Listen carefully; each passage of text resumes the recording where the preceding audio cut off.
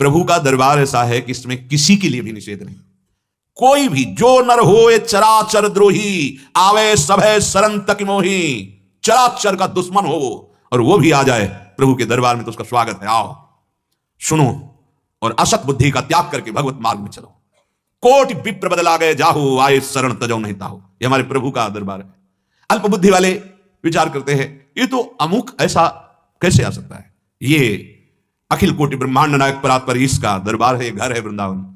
जब तुम्हें भूल अपनी लगे कि मैं भूल कर गलत दिशा में चला गया, आ जाओ, सुधार के लिए रास्ता है। चाहे जैसा अपिचेत दुराचारो भजते माम अनन्य भाग। ध्यान से सुन लो, एक ही उपाय है प्रभु की शरणागति। और जब तुम्हें लगे कि मैं गलत मार्ग में चल दिया, आ जाओ प्रभु का आश्रय ले लो। बुद्धि बदलेगी, भजन बल बढ़ेगा और तुम्हारा कल्याण हो जाएगा, परम कल्याण हो जाएगा। सबके लिए एक उपाय बाकी ही रहता है आखिरी स्थिति तक, वो है भगवान। कितना भी तुम डूब चुके हो पाप में और एक बार तुम्हें याद आ जाए कि अब तो केवल मुझे भगवान ही बचा सकते हैं, तुम्हारा मार्ग खुल जाएगा। एक बार किसी भी प्रकार से साधु शरण मिल जाए, तुम्हारा परम मंगल हो जाएगा। बड़े बड़े पातकी, बड़े बड़े हिंसक, बड़े बड़े नीच आचरण वाले साधु समागम से महापुरुष हो गए। इसलिए यह प्रश्न ही नहीं बनता कि इसे नहीं आना चाहिए, इसे आना चाहिए।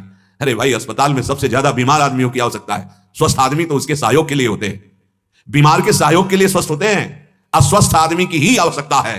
स्वस्थ भले मत आओ, तुम लाख कोस दूर बैठकर भजन कर रहे हो, संतोष है, लेकिन जो संतोष रहित जीवन जिनका, असंतोष में भजन से रहित जीवन जिनका व्यभिचार पापाचार में है, स्वागत है। जब कभी तुम्हें लगे कि अब एक ही रास्ता है तो भाग आना। जैसे मां दुलार करती वैसे दुलार मिलेगा और मन वचन कर्म से तुम्हें कोई ऐसा मित्र नहीं मिलेगा, ऐसा हमारा श्री कृष्ण तुम्हें मित्र मिलेगा और तुम्हारा परम कल्याण करने का ठेका लेगा। अहम त्वाम सर्व पापेभ्यो मोक्षयिष्यामि मा शुचा, हमारे प्राण प्यारे प्रभु के वचन हैं। कैसे भूल की बात करते हैं। बीमार आदमी अस्पताल नहीं जाएगा और कहां जाएगा। अस्पताल में अगर बोर्ड लगा दे कि जिसको जुकाम हो, बुखार हो, कैंसर हो, किडनी फेल हो, आदि आदि रोग हो, वो प्रार्थना है यहां प्रवेश ना करें, तो मक्खियां प्रवेश करें। अस्पताल में कौन जाएगा, बैठे रहो।